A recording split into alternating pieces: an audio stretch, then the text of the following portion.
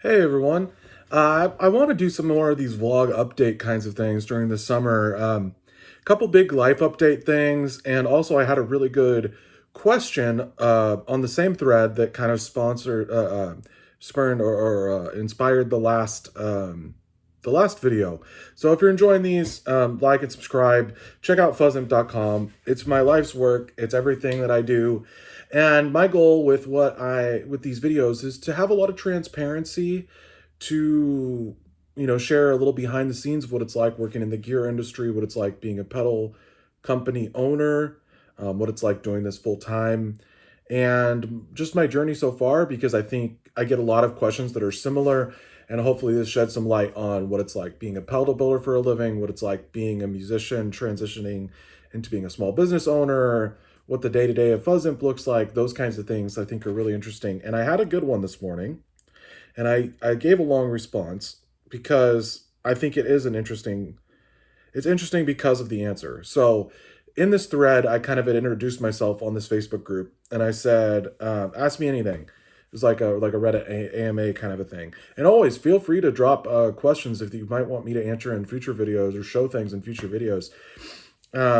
A big part of my day is content creation, and I'm always looking for new ideas, memes, ways to engage with you guys. So the question was, how many boutique pedals do you own? And this one is kind of a weird one for me, and maybe you guys will think it's weird. I definitely feel some guilt about it at times. But besides my own personal pedals, I have a few, and my own personal project pedals, I don't hang on to very many pedals for very long.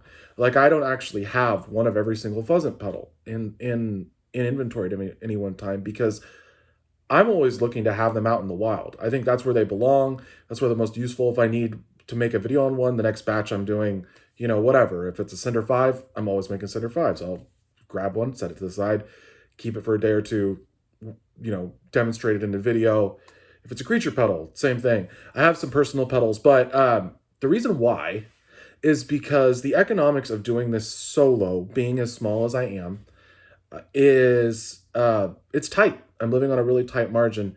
That, and I consider my ability to buy and transact and sell pedals is a reflection of my success as a company. So basically, I'm selling everything that passes through my hands, or shipping it out to customers constantly. Even if I get stuff in a trade, or I buy something just to check out and make a couple videos on, I'm moving it along pretty quickly. And a lot of YouTubers end up doing that eventually, like demo people or whatever. Some will hang on to a pedal for a lifetime, but for the most part, my assumption is that as you acquire things, you eventually will move them on, and use that to kind of recoup. And especially in the case of Fuzzimp, I'm constantly trying to stock up on more parts or put together new ideas. So I don't currently own any boutique pedals from anyone else right this second. Uh, and that's a big reason why. Not everybody does it this way. There's a lot of other builders who are more hoarder collector types, but oftentimes their company is either a lot more successful than mine is, or they also have an additional source of income. And the reason I made that choice, some of it's dictated by some of my life circumstances. Someday maybe I'll fill in on that. For example, I haven't driven in a few years. Uh, I live very cheaply. Day to day, my budget is, I try to put as little as possible into what it takes for me to survive. And in fact, I just scaled back additionally on top of that. I've dropped my daily spend down to just a couple dollars a day, which is great. Having that flexibility is really important. And I think a lot of pedal builders, when they were getting started, had to make some of those decisions. But the way I answered this question is, it is a good question. I own about a dozen pedals, and that's about right. I have project pedals and prototypes and things like that.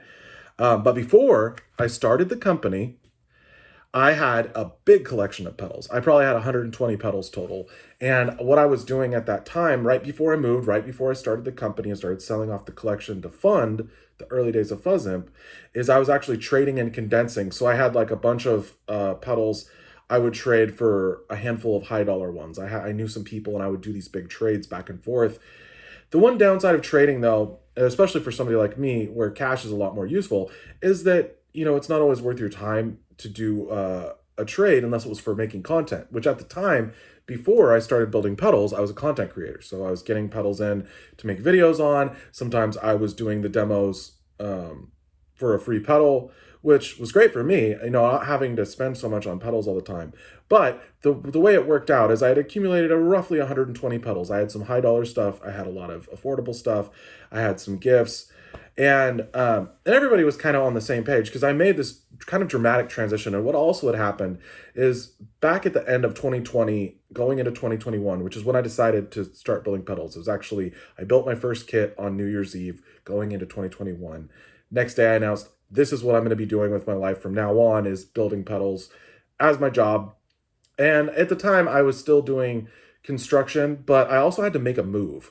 And I had been renting a room with a roommate for a long time, had some stability, and then that got kind of a little ahead of schedule, had to change. And so I was already in the process of starting to wrap my head around the idea of letting my gear collection go. But in order to fund the early days of Fuzzimp, that's what I did. And in fact, I don't remember his name. I'd have to look it back up. He's not active on Reddit anymore as far as I know. But there was a guy, and he bought in big chunks probably half or more of that collection. It was a really interesting series of transactions, and he was into small builder stuff because it was so unique. I had a lot of really unique pieces that were in weird enclosures. They had cool circuits. And so he was buying like big chunks of stuff at once, and it was kind of a combination of both. It was me moving and also funding those initial Fuzzimp things. And I've talked about this before, and maybe I talked about it in the last one, so I won't reiterate it too much. But what had happened was my first kit went really well. And so I said, okay, I'm going to buy a bunch of like pedal PCB boards, which is something I really recommend if you want to build clones and get a hands-on for kind of skipping the steps of working on Vero board, strip board, doing things point to point, designing circuit boards. Certainly, it's a good way to get your feet wet in kind of how a pedal works and just get like in the process of like loading transistors, caps, sourcing all those things, loading them into a board. I wouldn't sell pedal PCB builds for money. I don't think that's a sustainable business model. But anyway, I decided to scale up in terms of complexity. So I started with the one kit that was a really simple thing. And so I went and I tried to find as many of the simplest boards that I could find on pedal PCB to try and get started. But what I didn't realize at the time is that even though if a board looks fairly simple, it has a lot of components. So it might take me a really long time to sort through these. Like I had these, I wish I had one. I'll try and see. I had these, on Amazon, they have these bulk packs of resistors. This is an example of a caps one. So you have these, like a box here of caps, and it's got like all different values. And it's a good way to kind of stock up for this kind of thing on the cheap. So they have those for resistors. You can get like a bulk pack of resistors, and it comes with almost everything you would need to, build pedal circuits. So between like an electrolytic caps, a film caps, a resistor, whatever. But loading a more complex board takes a long time, and it's really easy to make a mistake because I hadn't really learned my resistor codes and my cap codes yet. So I was making a lot of mistakes back then. My soldering, I was just learning how to solder, and I think I was using kind of the crappy cheap solder that comes with a cheap iron. Definitely the first thing I'd recommend for anybody getting into building, get a spool of Kester 6337.020 rosin core. I had a friend who's been building for a long time. He's like, go to Amazon, get this solder. And it made my life instantly easier. But even then, I was still learning how to solder. So long story short, I kind of condensed the whole pedal collection down really quickly. And I sold off everything, shipped it all out. And then I had all these parts coming in, all these boards coming in. And that first one worked good. I think I built a second one that worked okay. But then like the next 6 builds didn't work. And it was a huge wake-up call to me at the time that, hey, I might not know exactly what I'm doing. I'm taking a lot of risk because my assumption was, I think one of the things I bought was a bunch of Big Muff boards that could be like any Big Muff. I forget which, maybe General Guitar Gadgets, one of those things. They have like, they sell you a board because every Big Muff is very similar. And then it has like a list of, here's some mods, because I had like points that you could mod out. And it's actually a pretty cool thing. I couldn't get any of those to work initially because of either how I was loading parts. I didn't know how to read codes. My solder work just wasn't good at the time. Whatever it was. I just was having the hardest time getting any of these builds to work. And it really scared me. It's like, man, I'm really banking on this thing paying off, and I don't know what I'm doing.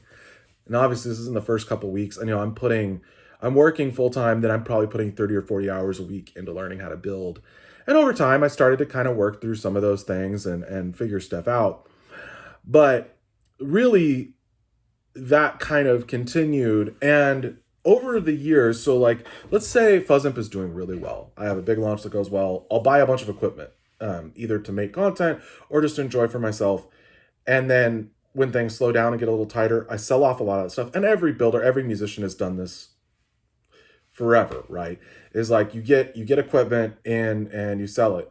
And I've had times in the company where things get stretched really thin that I wasn't expecting and had to unload stuff that I really didn't want to let go of. But it's kind of par for the course. Ultimately, the most important thing is to be able to devote my full time and attention to the company and put all my resources into it. And for example, let's say I want a new guitar.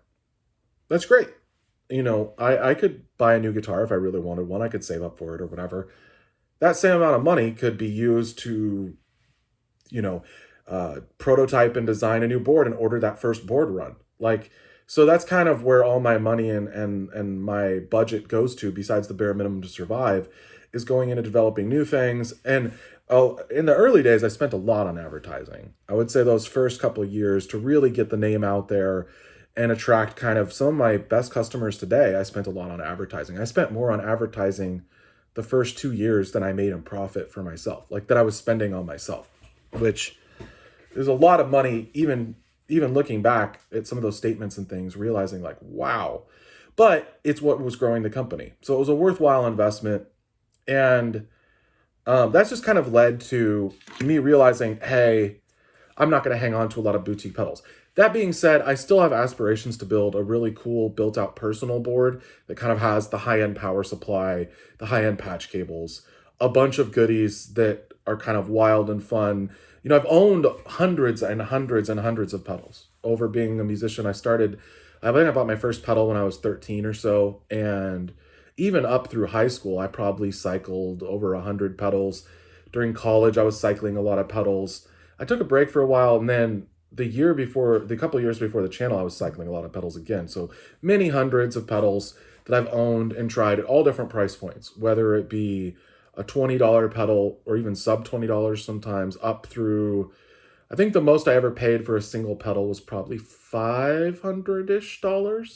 I'm not a big vintage collector, or maybe I've spent more on like multi effects before. But in terms of like a single pedal or close to single function pedal, but I've played some really high end stuff. I think there is a place for boutique pedals that I think are well worth it, especially if you're into it. So imagine things like Chase Bliss pedals. If you're buying them at retail or slightly above, definitely worth it. If you like that thing they do, which is kind of the, loop micro looper, weird kind of esoteric stuff, like the hologram stuff is really cool. I've played some of those. I have friends that let me borrow stuff like that. Maris pedals are really cool, similar kind of thing. Like I played an Enzo, I was like, this thing is wild. Stuff like that. Had a Helix floor, things that have a lot of sound to them and are worth it. But like I said, usually, I have a handful of guitars. I really like my PV Bandits right now. I'm liking those. Just the basics to kind of do what I need to do to test and prototype pedals. Moving forward, I definitely will accumulate more of a gear collection. But one of the things that's so beneficial about living so cheap, not spending all of my budget on gear for myself, is that it's enabled me to spend a lot more time in the development of the company. Meaning I'm able to be a lot more engaged on social media. I'm able to create a lot more content. I'm able to spend a lot more time, brainstorming and prototyping ideas. And I think it's worth the offset of not having the extra money at times, making the sacrifices for the company to have that time. Because I talked a little bit last time, and I wanted to even follow up about this, about like my work days and how much time I spend at the bench. So there'll be days where I spend maybe, 2 or 3 hours in the morning kind of getting in the headspace, getting, kind of energized from being full of sleep, getting some energy drinks in. I've been doing these G Fuel things. getting focused up enough to go ahead and be ready to build for an extended period of time. And even then, I have these really short, focused build sessions, and I kind of break those up with breaks because it takes a lot to get into that zone, but you can't really sustain it for super long periods of time. Other builders can, other people can, but for me, I just can't sit still that long. I have to get up. I have to be moving around. I have to be playing on my phone. But getting in that super sustained focused state and sustaining it for as long as possible takes a big chunk of my day.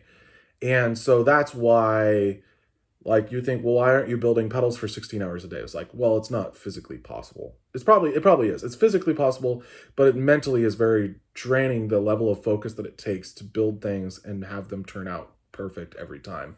So that's why I break up my day in chunks. And even with the builds, sometimes what I'll do, for example, if you've seen the live streams, when I do the live streams, I will have like cases drilled and prepped, maybe even harnesses prepped, and I'm doing assembly while I'm engaging with the audience and the fans. And then sometimes I'll set those builds to the side because I'll do a whole session just of going through carefully testing and play testing each one, packing it, matching it to the exact right label, and so on. So there's a little bit to it, and my methods are not perfect. Even though I've been doing this for a while, even though it's been what has been my full-time income I'm sustaining, I'm still learning new tricks on optimizations all the time. I think my assembly background, one of my best jobs that I ever had was working on an assembly floor for a pretty large scale manufacturing company. And all day you were thinking about process optimizations, like, how do I provide more value? Like, for example, how do I build a pedal as efficiently as possible so that it's getting there, a day sooner, 2 days sooner to the customer, those kinds of things.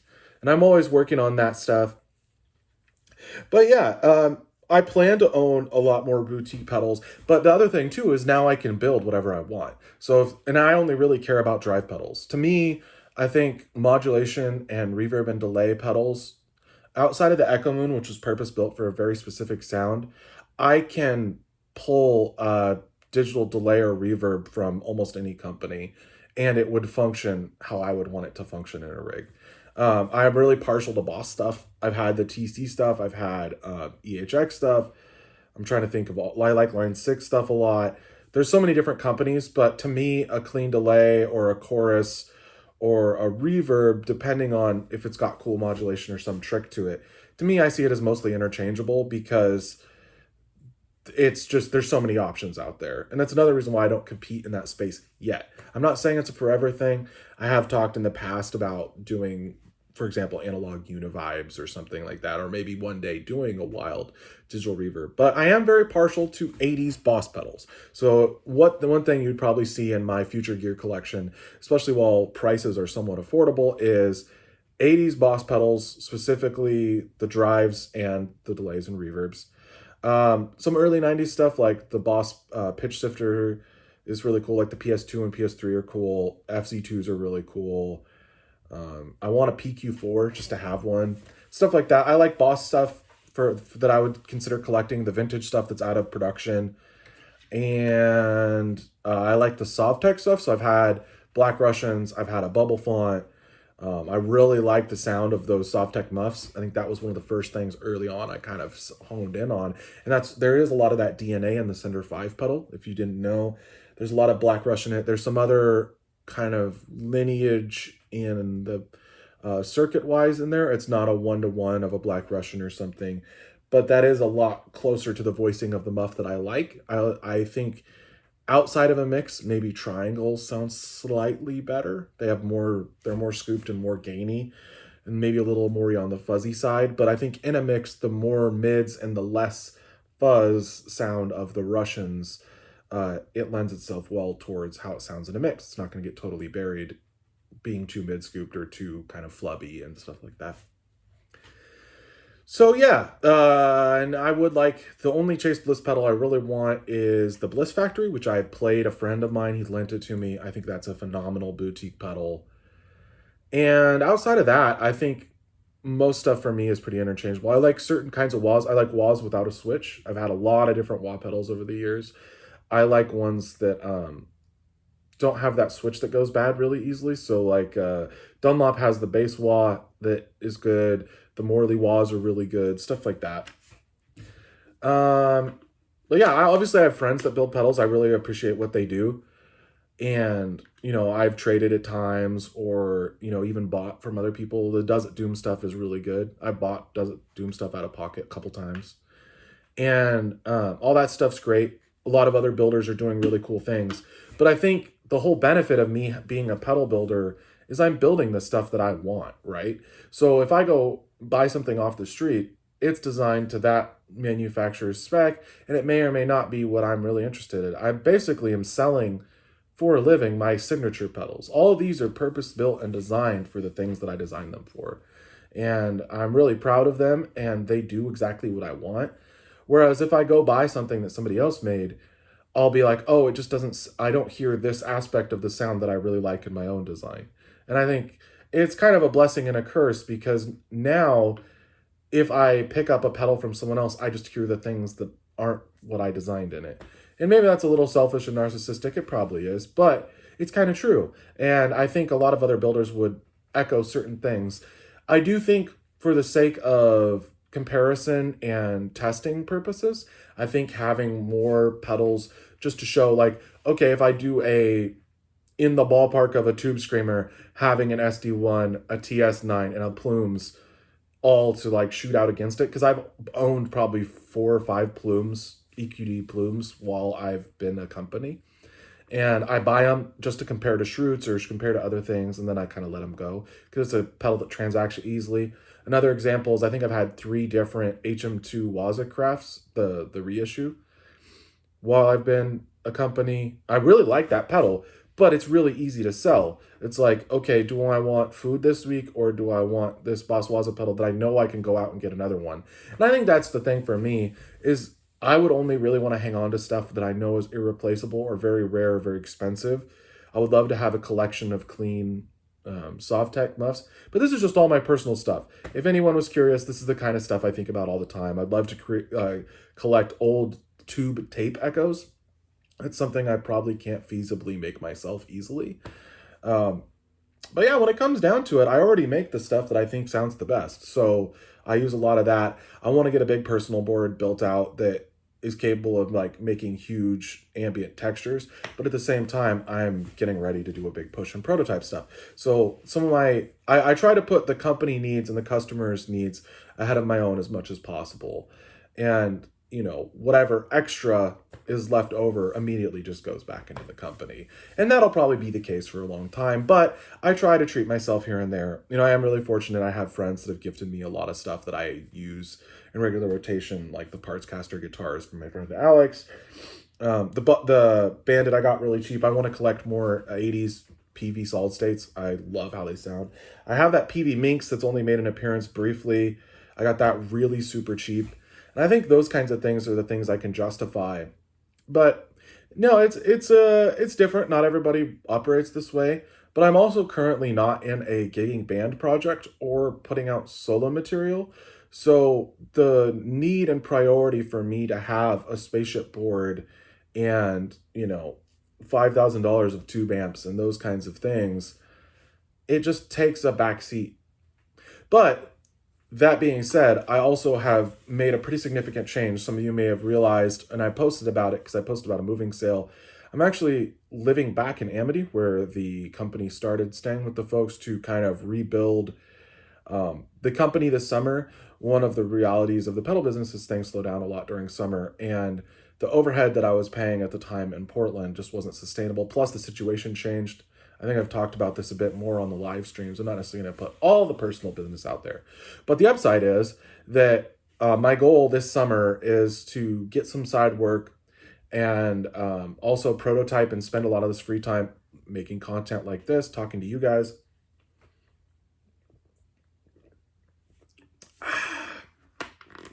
And working on a ton of ideas. I really am pushing hard for whatever my next release is. I've had multiple prototypes get very close to what I think will be the next product. A lot of things in the pipeline, but I'm still experimenting because getting that balance that's a finely tuned product that it looks amazing, it sounds amazing. I don't want to put something out until it's like totally finished. And good is the enemy of great, I guess. I'm really proud of everything else that I've put out so far. Sender 5 and Machina 2 were both some of my favorites so far, especially the most recent iterations of the Machina 2. I'm really proud of. And that was a design I spent a lot more time on. So my thought process being this current new product that I'm pretty sure will come out in fall, I'm spending as much time as possible refining, tweaking, kind of fine tuning it to be an absolutely perfect product end to end. The look has to be right. The features have to be right. The sound has to be right. The functionality, it has to be everything that I want to put into this product and be everything that it can be. And so that's why it's been a while since I've done a new product. I could have rushed out kind of a condensed version. Some of you have seen the preview of what was going to become a pedal called the Trash Caster, which was an overdrive that I had been developing. I did it all point to point. I was going to just put that out as it is and just see how it landed. But instead, I kind of took it back to the drawing board and said, okay, I'm going to refine this and make it a much more evolved concept, going to do a lot more with it and make it as complete and refined of a design as possible. So if you're ever wondering, that's kind of the long version, the long and short of kind of what pedals I have in my collection. Moving forward, I think there will be a time when I start hoarding a lot of gear again. Obviously, I love gear. I love having as much as I possibly can. But the priority right now is superseding that gear acquisition syndrome. And I'm really happy with the handful of things that I do have. And I'm sure I'll accumulate all the equipment as time goes on. And I'm kind of taking some cues from Jamie from Earthquaker here. And he even has a band project. But if you look at that show me your junk type video, he has a lot of stuff that is kind of like forever stuff that he's accumulated. I think that's pretty common in a lot of other builders. I try to take my cues from what I see other people doing and, kind of reference them, where I'm at in life. It just makes a lot of sense to really watch my budget and, like I said, anytime I want a fuzz pedal, I just make one and it has the perfect sound that I always am looking for. So that's kind of where it's at. There's a lot of really good builders out there making really killer products that are definitely worth owning. I have a lot of friends that I'm really proud of what they do, and I'm really stoked for them, especially when the launch is going really well. So in the future, I'm sure there'll be shelves and shelves of units behind me. and on that note, I think it's really interesting. A lot of the YouTuber personalities, you see a lot more of that because their content and the whole ecosystem of it is very driven by how much gear they have. Whereas, they're investing a lot more in their camera equipment and those kinds of things because that's kind of the business of it. So you'll see, I can think of a ton of examples of even smaller YouTube channels. They'll have, maybe hundreds of pedals even in behind them as they're making videos because they're getting sent them or they're getting them very cheap or, they're able to trade and transact really easily. Whereas somebody who's actually building it for a living, all that money's probably getting recycled into parts and designs and marketing and all that kind of stuff. And it was a transition that was tricky for me to make. I used to be very proud of showing off my collection of things. But now I'm more proud of, showing the world the products that I create and I'm super proud of instead. So it's been a big evolution as a person. It's been a kind of a pivotal transitional time in life this last couple weeks, even months, kind of trying to make the best decisions I can that are going to take me to that next level and keep me in the game as long as possible. Unfortunately, I think what you'll see moving forward is a lot of pedal companies either radically shifting their business practices or falling off the wayside because of kind of the economic circumstances, meaning a company might not be doing as well as anticipated, so they're going to fold.